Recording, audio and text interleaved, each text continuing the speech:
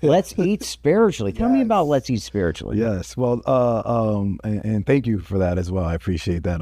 Let's Eat Spiritually is basically, I have a co-host, which is my nephew. He's a young boy. He's young. He's not a boy. He's a man, but we like to keep it that way, as in old school with new school, literally. So I'm the older one. He's the newer one. And together we sit down and we talk, and we just talk about how spiritually we are led to do the right things. And sometimes it gets hard. That there's that time where, like what you mentioned earlier, that God wants you to do something, but you're like, I'll get to it later.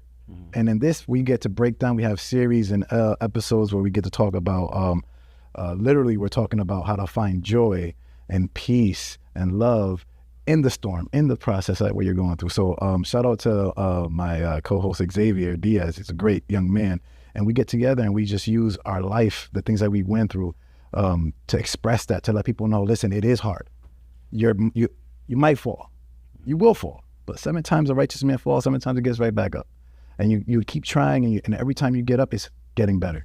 It's not falling and staying there. It's getting back up and trying something new, and that's being spirit-led. You're led to do better even after something is wrong. So we get together, we talk about it.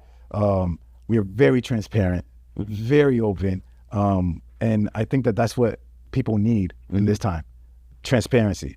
Not all churches, right? But I just feel like we're talking about like not a lot of churches talk about how can you be led spiritually? How can you do it? So literally we call it Let's Eat Spiritually.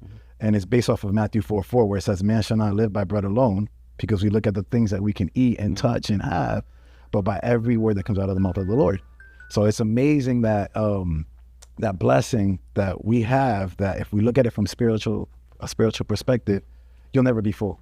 You always want more, So it's just a great opportunity, and I'm blessed that I can use everything like that. This is why this is so great about your book, and taking what God has given me, and I'm trying to deposit it, and the same thing with my nephew.